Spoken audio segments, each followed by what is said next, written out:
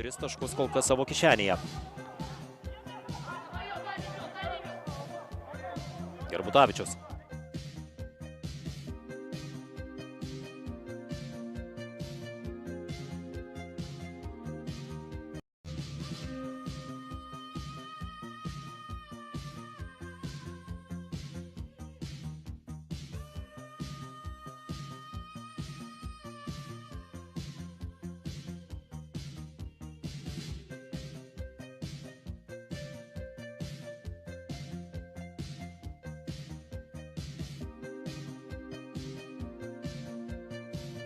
Gana aktyvus, ne viskas sekėsi,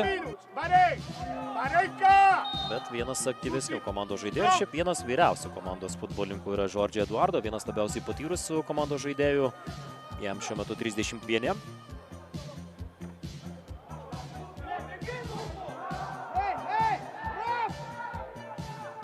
Tauragės Tauras praėjusiame ture 1-2 pralaimėjo Babrungui namuose. Dabar rungtynės išvykoje irgi nesiklosto, 1-3, tad 2 nesėkmės iš eilės gali būti patirtos, buvo pralaimėta ir Neptūno komandai 0-1. Baltijos futbolo akademija vis sumaišo kortą, sumaišo planus Taurui, tai buvo ir praėjusiame sezone, kai, kaip ir minėjau, komandos susitiko ir tą kartą kovėsi dėl patekimo į top lygą Tauras, bet rungtynėse pasiekė pergalę 3-2. Baltijos futbolo akademija, toks rezultatas yra galimas ir šiandien. Kol kas šeimininkai pirmauja 3-1.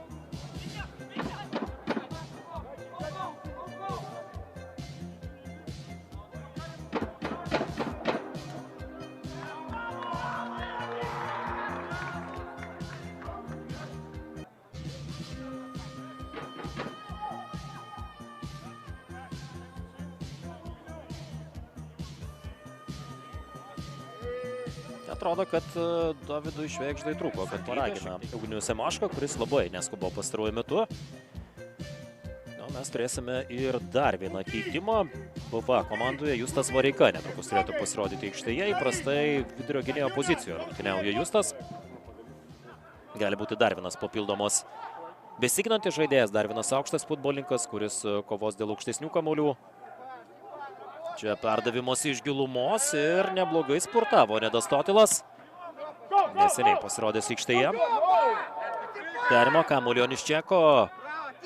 Ir labai sėkmingas žaidimas. Nuostabiai rungtyniauja komandos kapitonas Danielis Misiūnas. Perima kamuolį jis. Tiek Misiūno, tiek Šidlausko, tiek kitų žaidėjų matėme puikių gynybinių pasirodymų. Puikių momentų, kai jie nutraukė varžovų galimai pavojingas atakas, kurios tik konstruojamos. Keitimas yra atliekamas. Kaip ir minėjau, matysime Justą Vareiką. Keičiamas yra Renatas Švečenko. Renatas žaidė šiek tiek aukščiau. Vareika galimai rungtyniaus šalia komandos draugų. Taip panašu, kad bus žaidžiama dabar jau 3 vidurio gynėjais. Toks įspūdis susidaro. 5-4-1, sako Davidas Muslera. Tokia dabar bus komandos taktinė schema. Tad dabar šalia Šidlausko, šalia Kėžuno rungtyniaus ir ką tik aikštėje pasirodęs Justas Vareika. O čia tęsia Tauras savo ataką.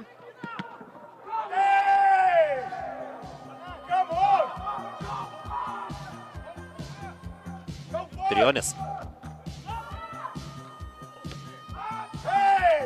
Totilas bando išsaugoti kamuolį aikštėje, perdavimas. Į baudos aikštelės vidurį, žaidimas 1-2 varžovus. Šioje situacijoje atsidūręs Tauro žaidėjas. Dusevičius. Dusevičiaus tolimas mėginimas, pažemė smūgiuoja, smūgis yra blokuojamas.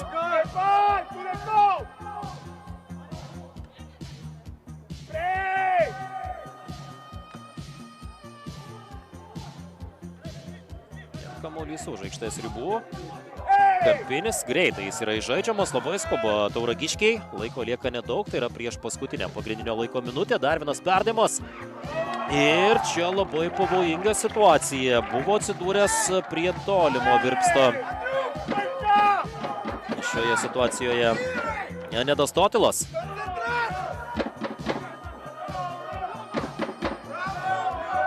Ir puikiai žaidžia Ugnius Semaška, kuris sugeba nuostabiai sužaisti, kamuolį išmušti, iškumščiuoti.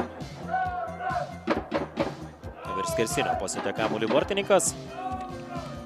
Akcentuoja Vilniaus BFA komanda koncentraciją, jos tikrai dabar reikia. Ir perdėmos dešinė koja, tolimo virpsto link, sėkmingas žaidimas, bet greitai kamuolį sugeba susigrąžinti Tauragiškiai. Čia pat jį praranda ir jeigu muša dar vieną įvartį, BFA jau turbūt galutinai sudeda visus taškus ant tie. Rengėsi pasirodyti aikštėje ir Ignas Pukinskas. BFA komandos žaidėjas, kuris netrukus bus metamas į kovą, jeigu tik stabdymų bus. O čia puikiai žaidžia ir Sabitu. Antroje rungtynių pusėje padarė kelias klaidas, bet štai tokių momentų taip pat yra. Kokia kova, koks žaidimo Statkus. Padarė įtupstą, čiuožė į kamuolį ir sužaidė sėkmingai.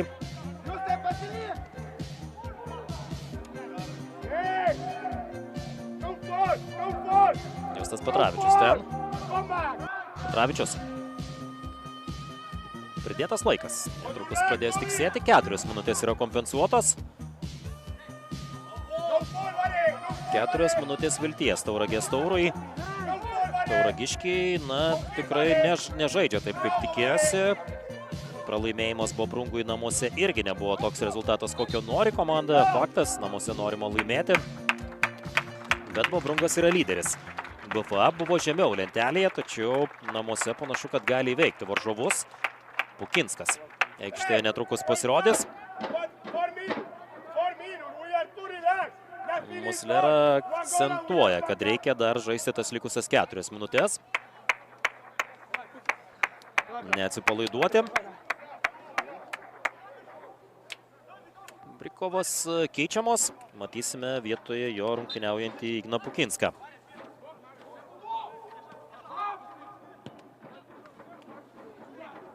Grąžinamas kamuolys į žaidimą.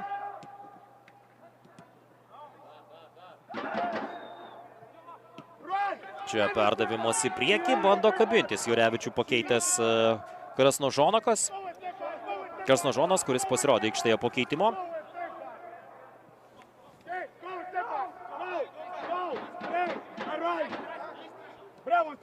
Ukrainietis bando paspausti oponentą. Dusevičius į priekį, Račenko.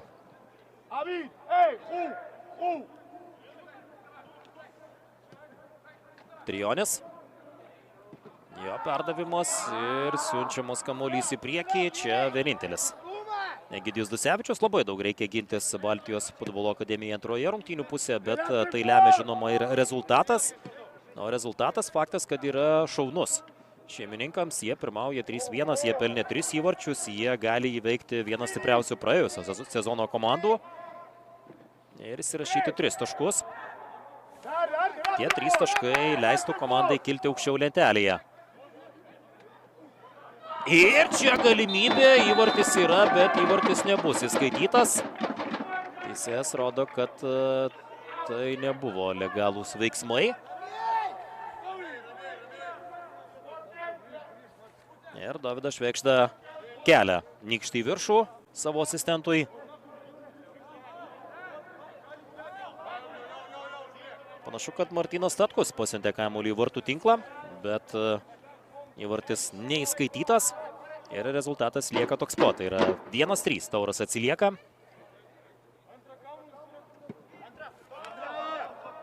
Ugnius Semaška. Į priekį, ten Misiūnas kaunasi dėl kamuolio.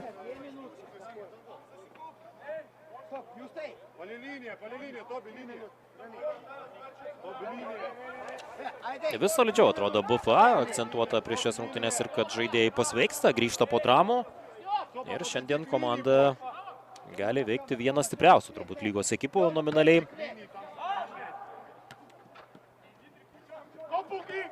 Petravičius.